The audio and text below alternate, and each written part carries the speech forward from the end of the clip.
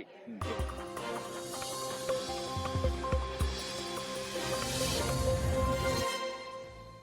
Good evening. Welcome to Brass Tacks. I'm Zakka. Jacob, there is a massive outflow of the Congress party in Goa. 8 out of their 11 MLAs have switched sides and they've merged with the BJP. And since this happens to be more than 2/3 of the Congress legislature party, it will also not kick in the provisions of the anti-defection law. Now, this is happening at a time when Rahul Gandhi is in his Bharat Jodo Abhiyan, but in Goa, it seems to be Congress Chodo.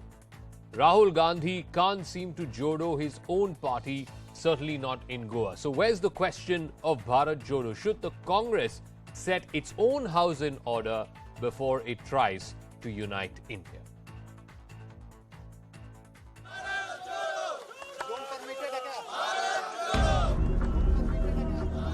While Rahul Gandhi is busy walking across the length and breadth of the country for his Bharat Jodo Yatra, his party is crumbling with each passing day. The latest crisis comes from Goa. 8 Congress MLAs, including former Goa Chief Minister Digambar Kamat, who led the party's campaign in the assembly elections earlier this year, and leader of opposition Michael Lobo, ditched the party to join the BJP. Congress is now left with just 3 MLAs in a house of 40. Today the situation is, the way Prime Minister is taking India forward, the way Prime Minister is creating a name for the country abroad, and the way the country is moving forward, he wants to create a new this for the country. The mass defection is a 2019 redux for Goa Congress. 10 out of 15 MLAs had defected to the BJP then. Congress made its candidates take a loyalty vow in front of Rahul Gandhi.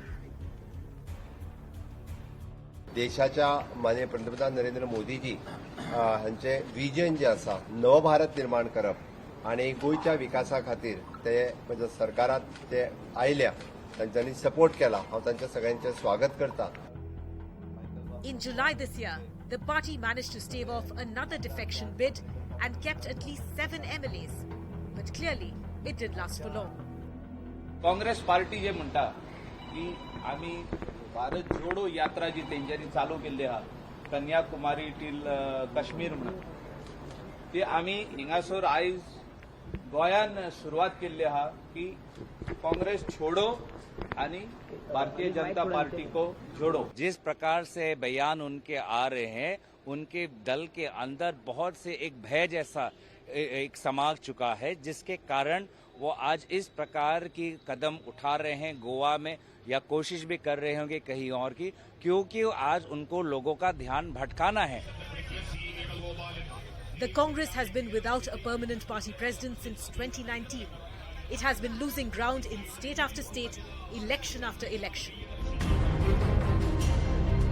There is an exodus of senior party leaders as well as young dynamic faces, and not to mention infighting in state units.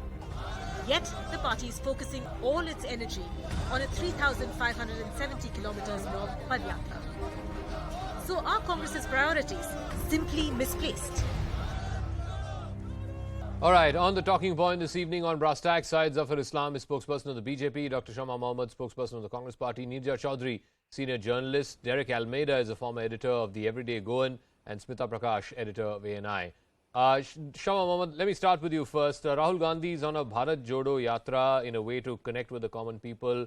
Your party believes that, Hindustan has been todoed, therefore you're trying to Jodo. But what about your own party? Today, if 8 out of 11 MLAs have left in Goa, including a former chief minister, a leader of the opposition, then surely you need to Congress Jodo first before you can do Bharat Jodo. Give me some time, Zakka. See, I've been a part of this Bharat Jodo Yatra starting right from Kanyakumari. I'm in Kerala. It's going very strong. And I can see from day one how Bharatiya Janata Party's battled. And every other day, they're bringing out some negative campaign. And what I understand is that there is something called ideology. We were in power for 10 years, and all these people were with us. Now we have lost, we are out of power for the last 8 years. And those who are with the real Congress ideology, those who feel that we need to fight the fascist forces, will be with us. But those who don't want to, and those who just want power, will definitely go to the other side. Now, for example, there is this person called Michael Lobo, When he switched parties and came to the Congress, he said nothing is happening in the Bharatiya Janata Party. Nobody is happy. They are incapable of anything. This is the same person who goes back. So what is the Bharatiya Janata Party all about? They take. Now, what does that say about your party? No, let me He talk was with about the other Congress, parts. went to the I've told- BJP, then came to the I have- Congress, and now has gone back to the BJP. What does that say about your party? That is what I'm trying to say, that the Congress party is happy that we are straining everybody who does not want to be part of the Congress journey, does not want to be part of this great Congress churning which is happening under Rahul Gandhi. And a I new think you're Congress missing the is point, born- Dr. Shama Mohammed. The point I'm is not that missing any within point. your own party, your house is so broken that you're blinded by this Bharat Jodo that you're not able to fix your own house.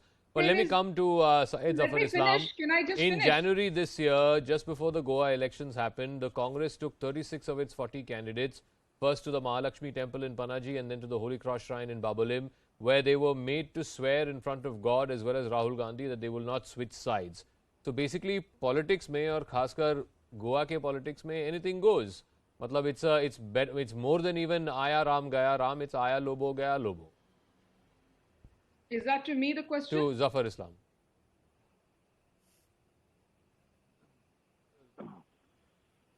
First of all, you have to understand their reaction. Why did they leave Congress? Well, they do not want to introspect with Rahul Gandhi and leaders like Shama Mohammed and for that matter, many other leaders in the Congress, Zakka. They do not want to introspect what is going wrong with them. Even the time for introspection will be over because they are simply becoming a dead wood in Indian politics as far as Congress is concerned. People are leaving because the policy and the program is something which does not appeal to their own party members. Forget about the people. Forget about the rest of the country and the people of this great country. It does not appeal to them. When it does not appeal to their own people, their own cadre, how come it will appeal to the people of this great country? It will not. And they need to understand that Bharat Jodo can be successful only when your house is in order. Your house is in shambles. See, Ghulam Nabi Azad, who worked for 50 years, he says that I have worked for 5 decades and still I'm leaving. Why? Because he's not satisfied with the leadership, their policies, their program, their approach, their conduct. But Zafar, what does many it more say things. about your Yeah. party that you're willing to take back somebody who was with you, then went to the Congress and now is coming back to the BJP? So for you also, it's not a question of ideology, it's just a question of power and what is convenient as far as getting to power is concerned. No. Let me tell you the differentiating factor between us and them.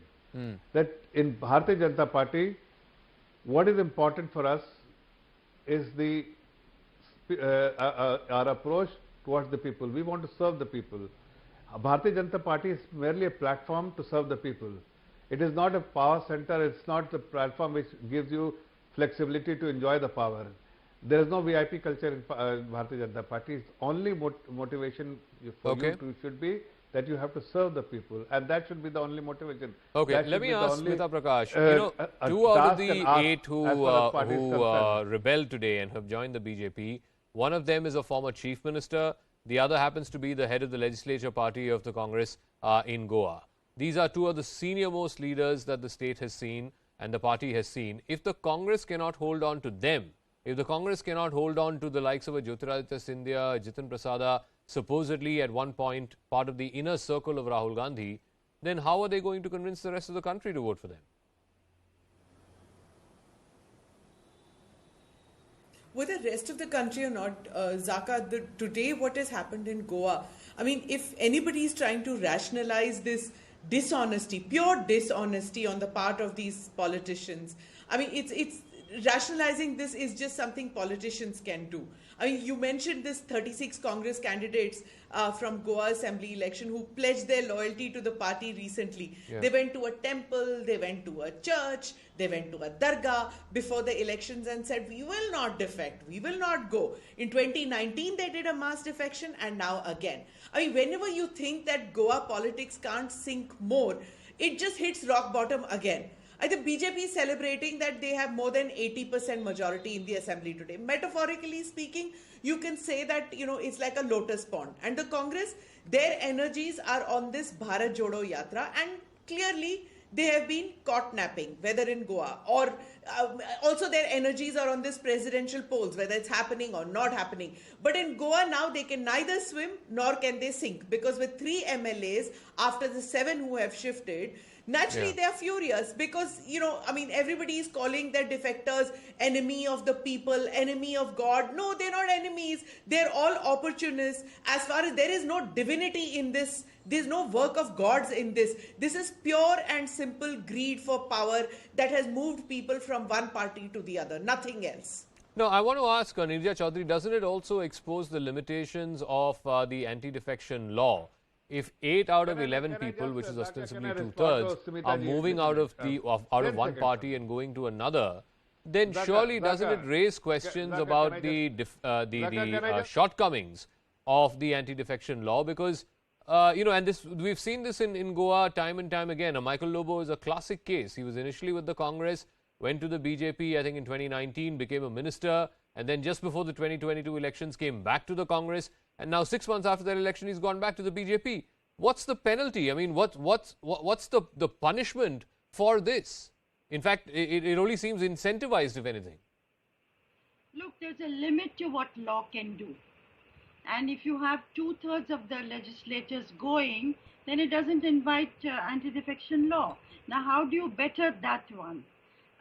If one side is going to break the other side, and the other side is going to be open and vulnerable to greed and whatever, or fear, or whatever were the reasons why they've gone, what can you do? How much can the law actually do this? It has to go beyond law. It is no, but can't we have a simple provision, Neerja, where if an elected legislator, like in this case, these people who've been elected on a Congress ticket, want to flip parties or want to change parties, by all means, go ahead and do it. But you have to step down, contest again, and then go back to the party that you wanted to go to. That's a fairly simple law to have. Well, I think that would be a good point to have a national discussion on, because what you're saying is if you're less than 2/3, you will have to resign your seat and contest. Yeah. But even if you're 2/3, that provision should apply. I think that's a very good suggestion. I think there needs to be a discussion on this. But a very quick point I want to make, it's very good. I mean, it's part of the political game for one party to upstage another. And BJP or Congress, if it was in power, would also want to show the other side undertaking a yatra in a poor light. That's part of politics. But what is worrying about here, and I would say just countering what one of the panelists said, it is because the Congress party is in shambles that it needs to do a Bharat Yatra. And the reaction of politicians is very different from public reaction. I think the two are not similar. But I would say the worrying part is what Goan said, some Goan said to me, that no matter who we vote for, if the BJP forms the government. And does this mean that are we going to be headed towards a one-party rule in India? And what will it do for our democracy? No, I want to ask Derek Almeida, because, many of these legislators got elected just 6 months ago, obviously on a Congress ticket, and the voters who voted for them, I guess, in part because of their candidacy and in great part because of the party that they represented. Isn't this a travesty on those electors, on those constituents who elected these people? I mean, somebody was telling me the case of Rudolph Fernandez. He was a dyed-in-the-wool congressman. I believe his mother was one of the legendary congresswomen of the state, and he's now flipped to the BJP. Or are the constituents also sort of acclimatized to this? Are they also okay with people getting elected on one party's ticket and then moving to another party? You see, in Goa, there is no us and them. There's no there's no huge differentiator between the BJP and the Congress, and that is what makes it very easy for MLAs to go from one side to the other, go back, get re-elected, come back, and this movement continues. Because there are no ideological differences. There's so much of movements that happened that both sides are quite completely diluted as far as ideology is concerned. One thing. Now, the second thing is, you see, this desire of these 8 MLAs to move to the BJP was there in June, July. The only difference is the BJP timed it perfectly with the Bharat Jodo Yatra to embarrass the Congress, and that's politics, that's power play. But the BJP has also exposed itself.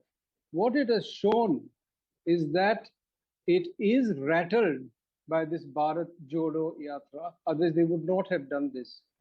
And you can understand now how important it is for the Congress to do this yatra. You see, so that is the thing. The other thing, as far as law is concerned, as far as what will work, I think nothing really works in Goa. If you want 2 MLAs, they will resign and come if they show. If you want wholesale, they will come all 8 together. Parties will be split. So it's very difficult to you have to amend the law. And who's going to amend this law? Yeah. Certainly not the BJP. They are gaining the most from the present situation. Okay, And I want to go back time, to Shama the Mohammed, and I think one Congress- of the points that Derek made, I think it's valid. It was known, it was even published in newspapers that there are talks between Nikambar Kamath, Michael Lobo and BJP representatives as far back as July. What was the General Secretary of your party in charge of Goa doing? What was the election in charge doing? What were senior leaders in Delhi doing? I mean, surely, if it was published in the newspapers, surely somebody in the Congress party would have known about it, and surely something needed to have been done about it from July. We're now in the middle of September. Can I ask you something? No, I'm asking you a question, ma'am. Yeah, I'm That's gonna how it ask works. a I don't think counter you thing. asking me a question serves any purpose. But yeah, Okay, go so on. I'm going to say Jay Mangal, a Jharkhand MLA, filed an FIR saying that Himanta Biswa Sarma is giving him around 10 crores to resign from the Congress party, join the Bharatiya Janata Party, and he said he was getting the health ministry. And we also the Kolkata police caught 3 of our MLAs with 50 lakhs. A businessman was involved in Delhi with it. The Kolkata police came to Delhi to question him. The Delhi police did not allow. Now, who is stopping the Delhi police? Of course, it comes under the Home Minister, Mr. Amit Shah. My question today is, when there is an FIR against Himanta Biswa Sarma, why no ED? Why no CBI investigations against him?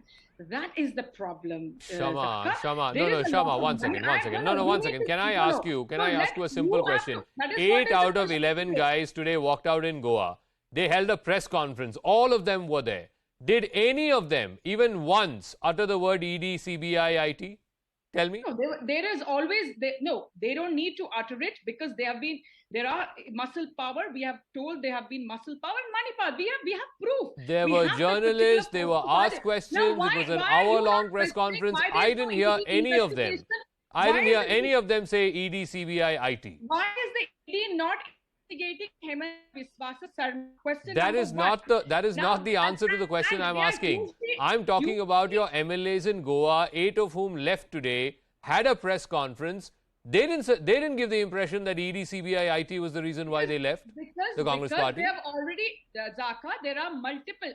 AAP has accused of them they said, remember when Operation Lotus happened in Karnataka? That time, JDS, Kumaraswamy said his MLAs were given 50 crores. So everybody accuses the Bharatiya Janata Party, but the Bharatiya Janata Party are saints. Look, I'm not sitting here to defend the Bharatiya Janata Party. I'm not sitting here to defend ED, IT, CBI. Maybe they have a role. Maybe they are being used as instruments of the state. But that's not the point. The moot point is this. One second. Let's be very, very clear about this. The moot point is this. The reason why people are leaving the Congress party is because they do not see a future for themselves in the Congress party. Neither do they see a future for the Congress party in the politics of this country, a relevant future for the Congress party in the politics of this country. They don't see hope in the Congress party. They don't see a chance for the Congress party to come back to power. That is why they are leaving.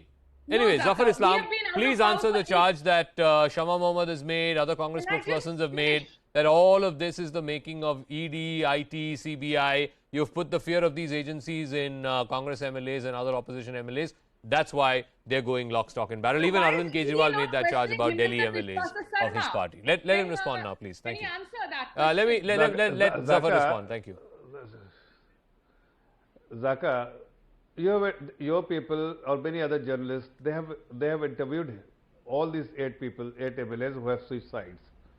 None of them said what Shama Muhammad is saying. I mean, it is time for them to understand Answer the question. what is going wrong why with are you the not Congress. questioning Himanta Do not, Biswa please do not disturb. I do not Let disturb him you. respond. He'll Your respond. point, He'll you respond. are never. Shama, you are please, never, Shama, come you on. are never We able can't to have this crosstalk. We can't have this crosstalk. I'll be forced to take you off the screen, please. Zafar, please answer the question on CBI, ED, IT, please. Yeah. She's never able to Zafar. finish her point. Zafar, yeah. Listen, all I'm trying to tell you, response to your question, that Congress party needs to understand that it is them who are actually making these MLAs uncomfortable. It is their leadership, it is their approach, it is their leadership's conduct, and more importantly, the corruption charges against them.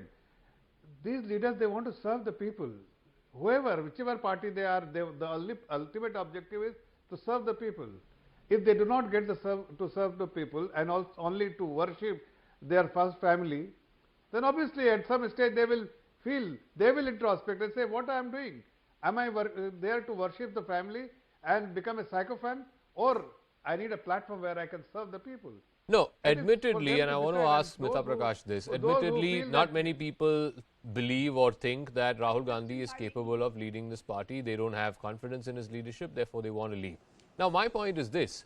Mr. Gandhi said 3.5, 4 years ago that he does not want to lead the Congress party. Right after the 2019 elections, he stepped down and he said, I don't want to run this party. And according to him, he doesn't believe any Gandhi should be running this party. Now, it's not his fault that the Congress party has not found an able replacement to run this party or to helm this party for the last 3.5 years. Smita. No. What do you mean it's not his fault? He's totally running the party. He's totally heading the party. Everybody knows that it's going to be him. It's this nana karke pyar tum hi se kar baithe. Ultimately, it's going to be him only. It's quite clear, any kind of election, either him or somebody that the family nominates. That's what's going to happen. But, let me move away from Rahul Gandhi or BJP or Congress and just let me focus on Goa for a couple of seconds. If you speak to Goans, Zakka, they will say they've learned to live with this phenomenon of people shifting from one party to the other. And as the editor from Goa pointed out, it's a phenomenon which has been unique to Goa, because there the voters they vote for the candidate. They don't believe in the party, the ideology. It doesn't matter whether they move from one party, because they feel, okay, I have to get this work done. I need this permit. It can only happen if this man gets me the permit. I don't care whether he's from the BJP or from the Congress. So long as he comes to power and he becomes a mantri, he will get me to do this. So, this slur that we all associate with of this money or promise of power and all that, it doesn't work like that. It doesn't make the Goans angry at all. There's this fatalistic attitude that Goans have that, okay, let him become minister, we don't care. So what's the point of electing a person who can't get my work done? If he sits in the opposition, he can't. What Zafar is saying, seva karna, it is getting work done. That's how the Goan thinks. So, if Goa and Manipur are trendsetters, who knows? We can intellectualize, in TV debates or in op-ed columns that this is a disturbing trend, this is moving towards a one-party system. These are all things which are luxuries of thinkers who have roti, kapda, makan, bijli, sadak, pani. For the common man, he just wants to get permission ki mujhe ye wala rasta bana do, ye pothole ban kara do. That's why they vote. That's why they don't care about ideology anymore. I think we're seeing that my in limited Goa. point is, 6 months ago, these same guys contested on a different party's ticket and got elected. Surely there will be some section of their constituents who are upset about this fact. So there has to be a cost. There has to be a penalty for jumping ship like this. That's my limited point. I want to come back to the Rahul Gandhi point because I think it's very important. On the 17th of October, which is about a month from now, you're going to have the Congress party presidential elections. A couple of days after that, you're going to have the results. And I'm very clear in my mind, I don't know about the other panelists, I'll ask Neerja this. I think it's very, very apparent that Mr. Rahul Gandhi is not running to be the Congress president. Now, it's not his fault that the Congress party is incapable of finding a replacement. Neerja. Look, Zakka, I agree with whoever said this. Rahul Gandhi has been running the party from behind the scenes ever since he stepped down. Even though Mother Sonia Gandhi has been the interim president. Everybody knows that. Everybody in the Congress knows that. And it is to right this situation that the G23 raised the issue, have a full-time president and have elections to the body. That is the way to, one of the ways to revive the party. And I think it's a given that the Gandhi family will have a role. That's the way the Congress party is structured. They will have to have a role. You know, it's a strange thing that the party is imploding with them and the party will implode without them. No, but can I ask you one question? The election process has kick-started, right? It's been about a month or so. Have you seen any leader of any consequence in the Congress party throw his or her hat in the ring and say, okay, let me see if the Congress party will elect me as the president of this party? Have you seen one name? I haven't seen any. Well, some people have been talking about it. Yes. Whether if now today they're talking about selecting a Congress president by consensus, leaving things to Sonia Gandhi again to elect, to decide on the state unit chiefs, to decide on AICC delegates, which will make a mockery of the whole election process. So let's see what they do. Maybe they will come to a consensus. Maybe they will have Ashok Gehlot become the president by consensus. All that, we will know in a few days. But certainly, the Gandhi family will have a say in how things are run. Okay. No, so I'll go back to Derek Almeida. I refuse to believe that the average Goan, particularly in these 8 or 7 or 8 constituencies where these MLAs have jumped ship, the voters who voted for these folks are not pissed off tonight. I mean, the voters who voted for a Rudolph Fernandez or a Delilah Lobo or a Michael Lobo and elected them as MLAs are not upset at the fact that they have shifted and there's no cost to pay, there's no penalty to pay. I mean, they can, it's like changing clothes every day, right? And one day you've worn the BJP wala gamcha, the next day you've worn the Congress wala gamcha. I mean, is there no penalty for this? I mean, you're basically taking the voter for a ride and the voter is also okay with it. They are. Those who voted for all these MLAs are pissed off.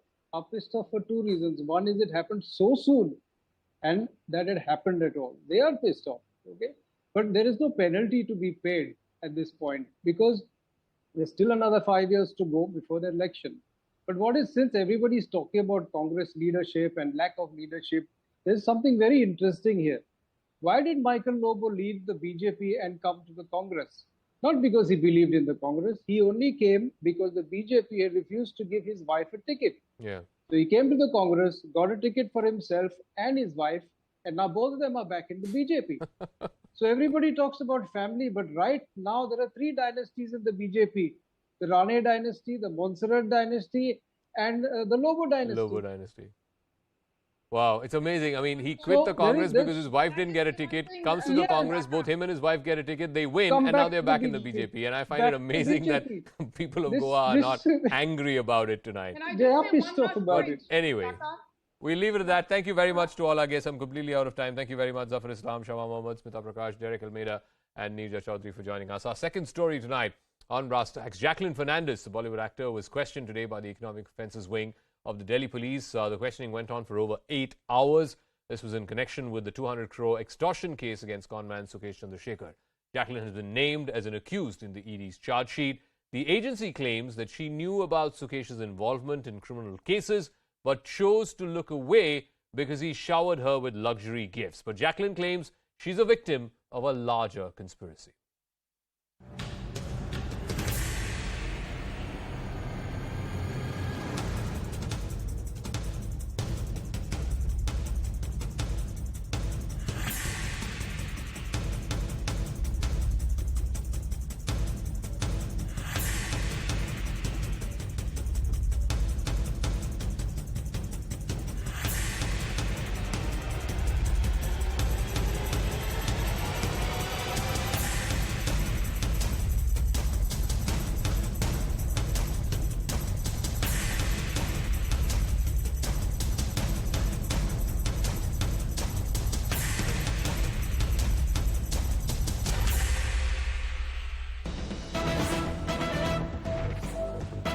right, after Jacqueline Fernandez, now the Delhi Police Economic Offences Wing has summoned another Bollywood actor, Noora Fateh, for questioning tomorrow. Just like Jacqueline, Noora too will be confronted with Pinky Irani, who's a close associate of Sukesh Chandrasekhar and who introduced him to Bollywood stars. Siddhant has more details on this. What exactly is Noora's role supposed to be?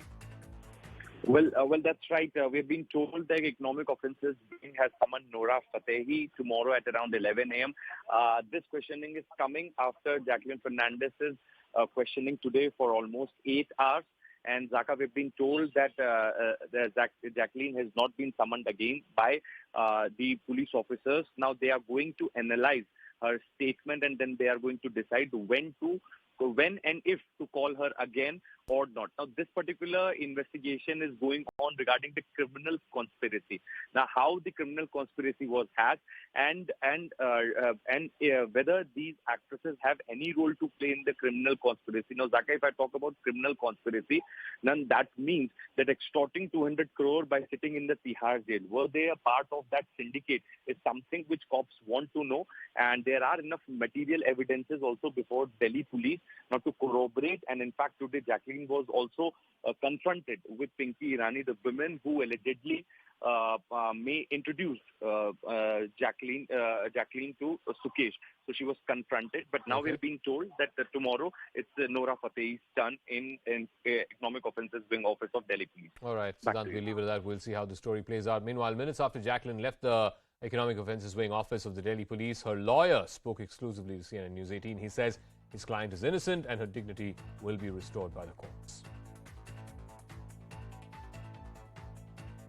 7.5 hours of questioning. What was the conduct of your client? What did the police have to say at the end of the day today? See, my client was served with a summons under 41A CRPC. In a layman's language, this has been served to a person who's been arraigned as a witness to the investigation. She was called with certain documents and she was called to record certain statements for certain information that the Delhi police required. As a law-abiding person, it was her duty to attend the investigation. She has attended the investigation. She has cooperated with each and every question that was asked to her. She has answered every question. She has supplied all the documents to the satisfaction of the investigating agencies.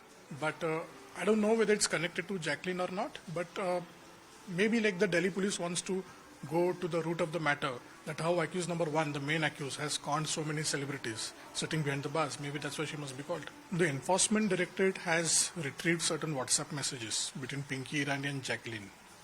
The content of the WhatsApp messages, the prima facie evidence, goes on to establish that Jacqueline is innocent. In fact, Jacqueline has been telling Pinky Irani that she does not know this man, how can she accept gifts? That is the bird's eye view of the entire contents of the WhatsApp messages that were exchanged. So maybe that was the reason they wanted a confrontation on that particular messages. Maybe.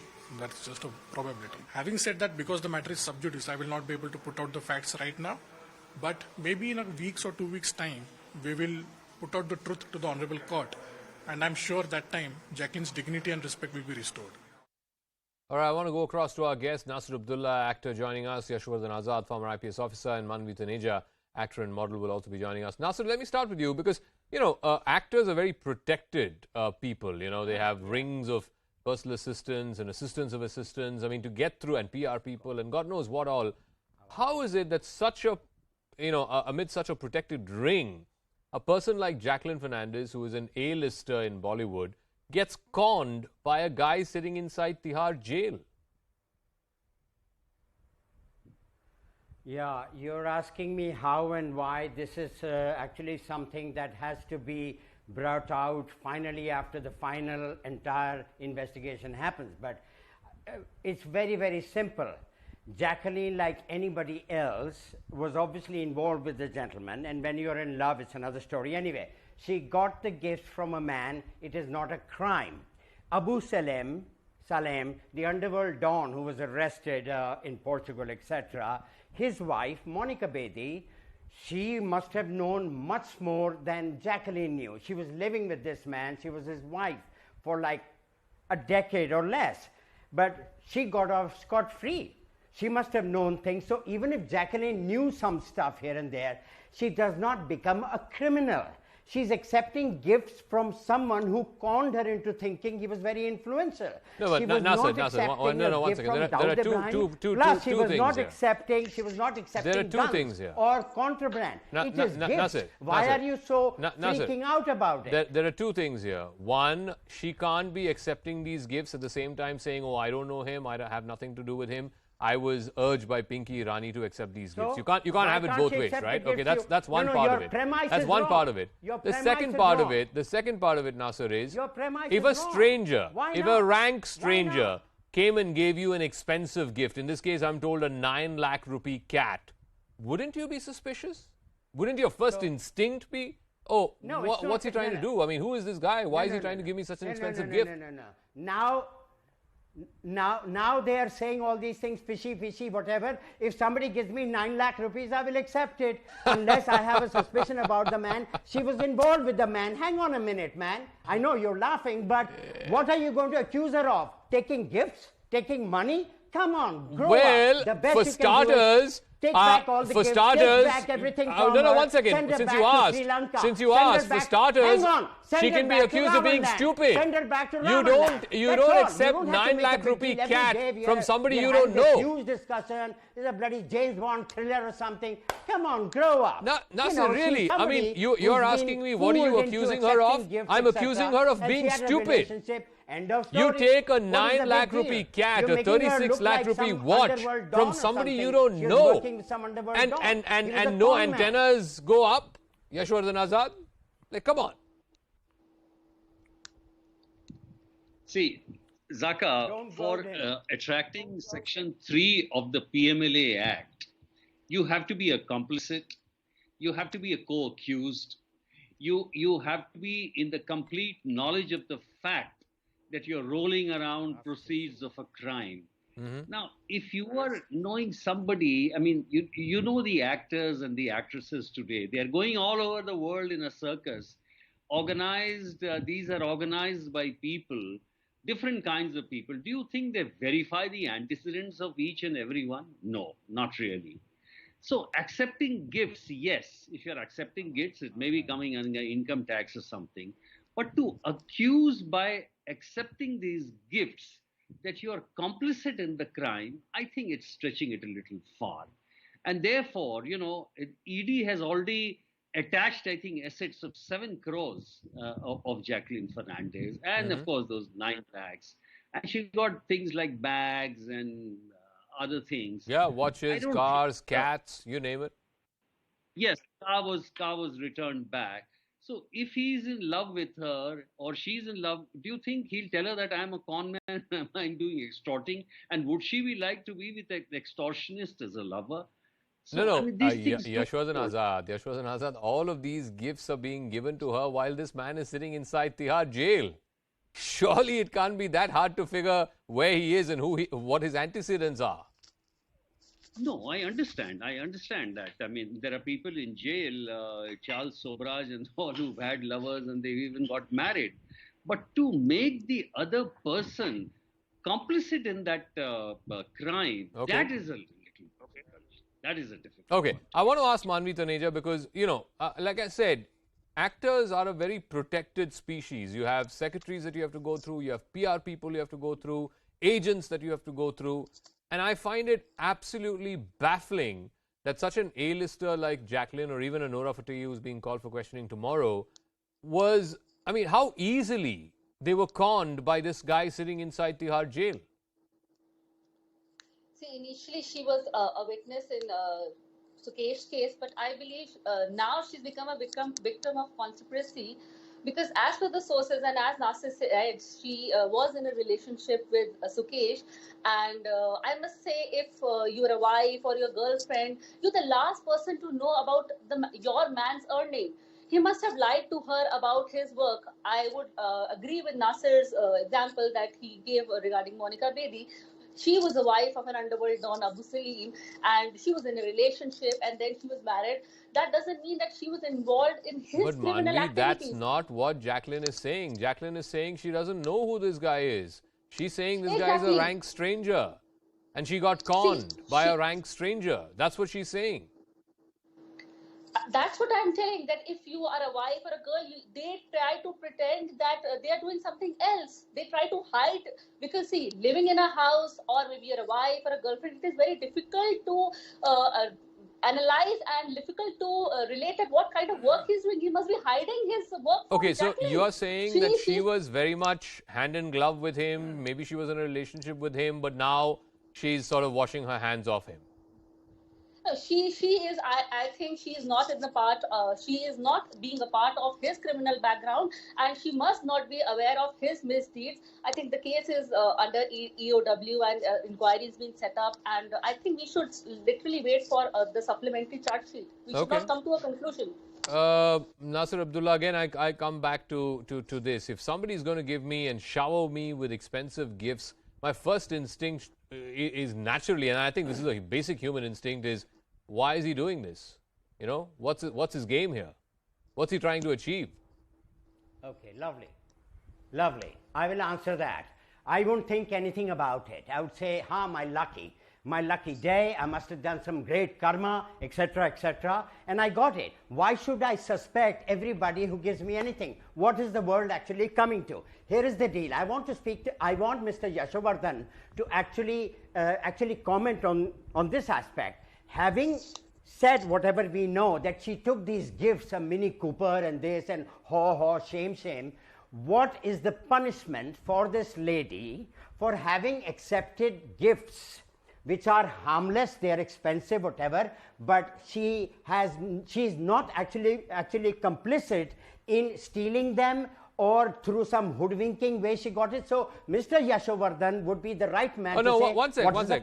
Before I hand it over to him, if these gifts were bought with money which are proceeds of a crime, then that makes her as much complicit as the principal accused. But she's not a part of the crime. Yashwa Azad, you can respond to that. No. If I gift you an expensive gift, which is basically money I have made from a crime, then you are as complicit as I am.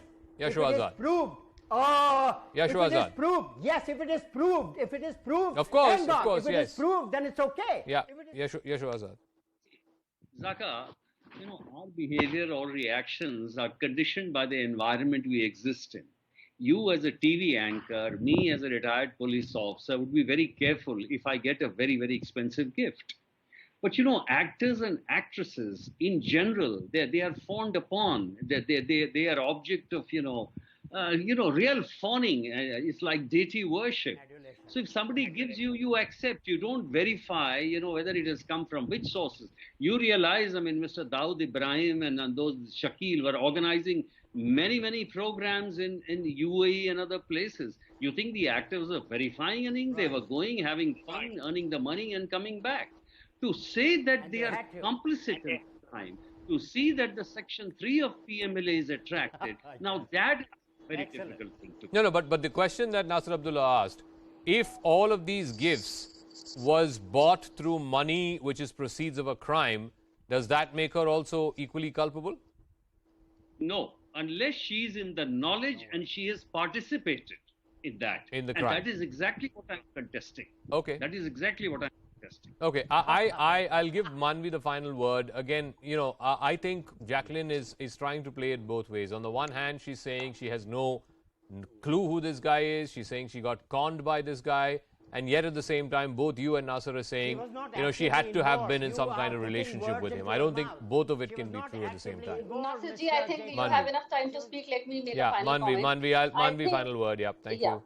The final inquiry, as in it is said to establish the fact that if the Jacqueline is aware of Sukesh's criminal record. But I would like to add one more thing, that when you want to be in a relationship with a person, people tend to hide the real identity. Sukesh used to make multiple voice calls by using a creative software, a different kind of software, and make real calls pretending that the call is coming from the Home Minister or the Law Minister with no number flashing. Imagine how difficult it would be for him to manipulate Jacqueline or maybe any other person about his work or identity. I think that answers. All right, I'll leave it at that. All I'll leave our viewers with is some food for thought, and I keep going back to this. I think it's basic human instinct.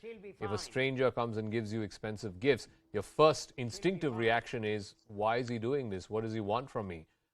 somehow, I just refuse to believe that actors who are protected by all these layers of security and assistance and PR agents and all of that will just randomly accept gifts from a stranger without their antennas going up. But we'll see how this story plays out. For the moment, I want to thank all our guests. I'm going to take a quick break. When we come back, we'll have Brass Tacks Superfast in just a moment.